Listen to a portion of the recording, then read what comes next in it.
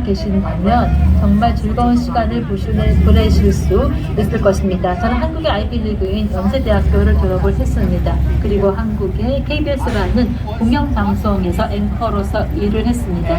워싱턴에서는 특파원을 지냈었고 메인 저녁 뉴스 앵커를 지냈습니다. 함브로커나 피터 제닝스와 같은 역할이었던 것이죠.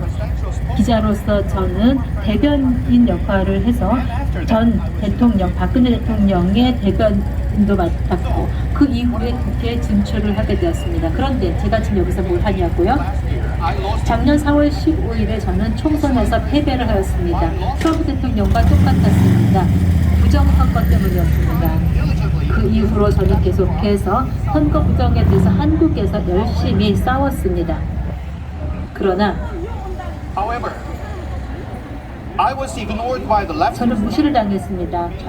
좌익 정부에 의해서 또 언론에 의해서 사법부에 의해서 완전히 무시를 당했습니다. 현재 문재인 정부가 장악하고 있는 곳들이기 때문입니다. 그래서 저는 미국에 왔습니다. 워싱턴 DC 왔습니다. 미국 언론과 정부와 국제사회와 함께 부정선거의 실상을 알리고자 했던 것입니다. 저는 혼자서 고군분투했습니다. 백악관에서, 국회의사당에서, UN 본부에서 한국에서 일어난 일을 알리고자 했습니다. 그래서 여러분들이 이것을 알지 못하면 여러분들이 다음 대상이 될 것이다 라고 미리 예견을 했었습니다. 미국 대선도 그랬을 것이라고 생각합니다. 중국에서 영향을 미친 아주 이상한 숫자로 점철된 그런 선거 결과가 있었습니다. 이렇게 예측했던 것들이 모두 다 현실화되었습니다. 제가 어떻게 예측할 수 있었을까요? 미국도 그렇게 될 것이라고 제가 말씀을 드렸는데 바로 제가 인천 서구에서 국회의원에 나갔었는데 그때 겪었던 것과 너무 똑같은 일이 재현됐기 때문입니다. 중국 공산당에서 개입을 했기 때문에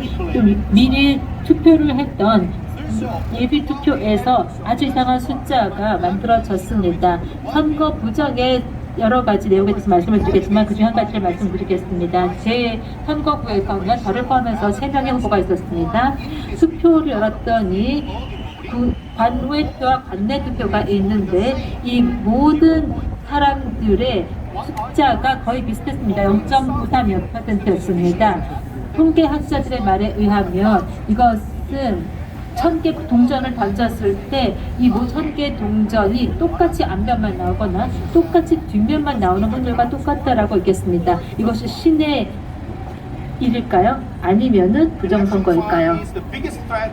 이런 부정선거라고 하는 것은 민주주의의 가장 큰 적입니다. 많은 한국인들은 이것을 보고 깜짝 놀랐었는데 미국에서도 이런 일이 일어났다는 것을 보고 더욱더 놀랐습니다. 트럼프 대통령께서 이러한 것들을 겪을 거라고 얘기했습니다. 진실이 밝혀질 것입니다. 근데 아직까지는 그것이 밝혀지지 않고 있죠. 저는 이러한 면에서 미리 겪은 사람입니다. 여러분 실망하지 마시고 여러분과 제가 함께 노력을 하십시다. 한국 전쟁 당시에 더글라스 맥카터 장군은 한국에서 콜마이트 작전, 인천 상륙 작전을 시작하셨습니다. 민주주의에 대해서는 감사하고 있습니다. 한국 전쟁이 끝난 지 70년이 지난 이후에 미국과 한국은 이러한 부정선거로 인해서 위협에 처하고 있습니다. 이 문제를 해결하기 위해서는 적극적인 협력이 필요합니다. 양국 간의 보수 진영들 간의 협력이 너무나 중요한 것입니다. 인천 상륙 작전은 다시 또 앞으로 더 많은 영향을 미치게 될 것입니다. 민주주의를 소화하고 보호하는 것은 앞으로 더 어려워지고 힘들어질 수 있겠지만 여기서 멈출 수 없습니다.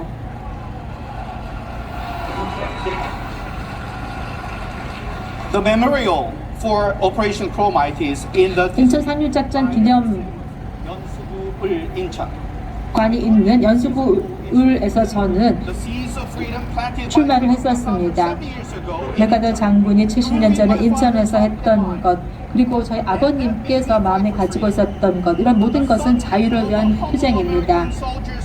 그래서 하우스보이로 일했던 작은 미군 사병의 아들로서 저는 여러분들에게 외칩니다. 민주주의를 수호하시고 투쟁하고 싸웁시다. 감사합니다.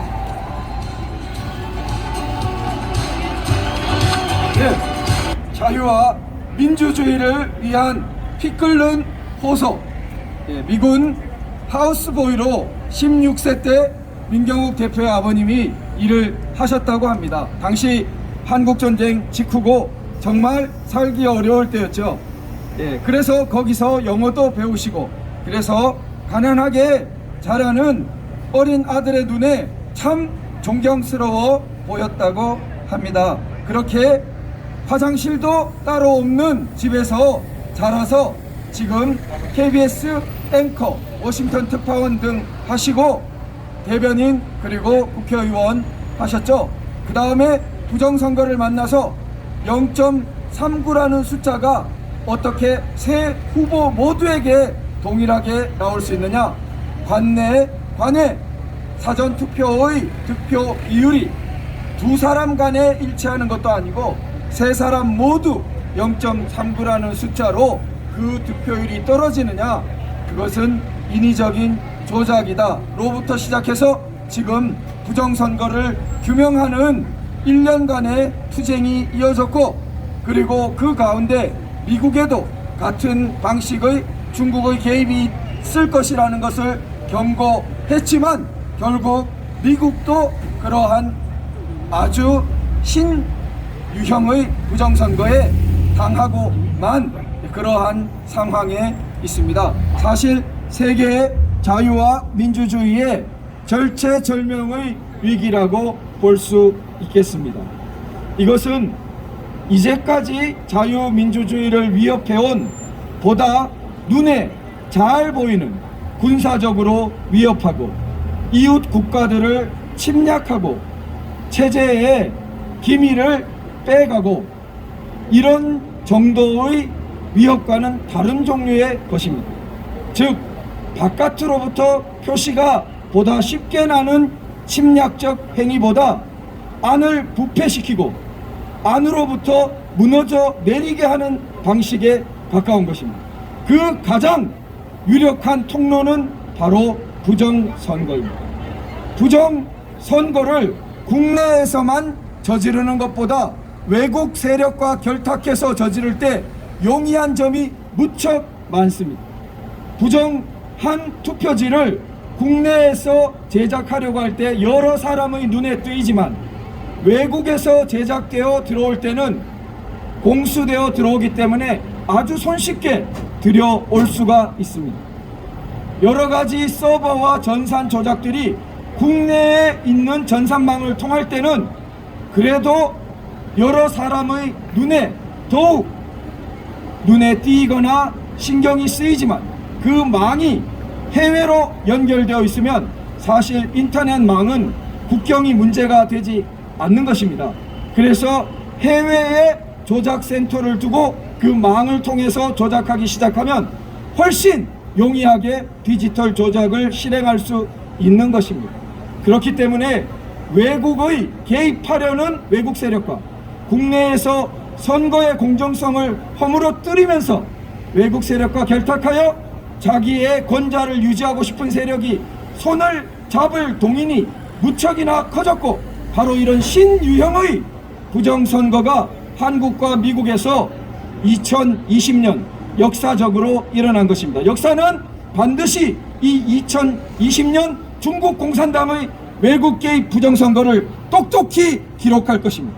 그리고 어떤 면에서는 부끄러운 것 같지만 우리나라가 세계 문명의 굉장히 주력국에 속했기 때문에 바로 미국과 동렬해서 이러한 사태를 겪고 있다는 점도 예사롭게 보아서는 안 될 것입니다.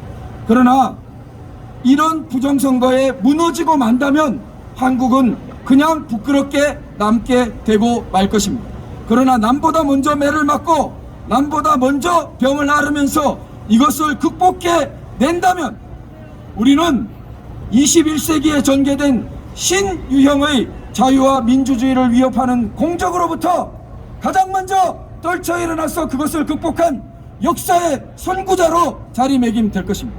바로 우리 대한민국의 위대한 사명이 여기에 있다고 저는 믿고, 민경욱 상임대표가 올랜도에서 시팽 연설에 기립박수를 받은 이유도 대한민국의 이러한 역사적 사명이 미국인들에게 함께 공감을 얻었기 때문이라고 생각합니다. 자, 그러면 여러분 다음 우리 말씀을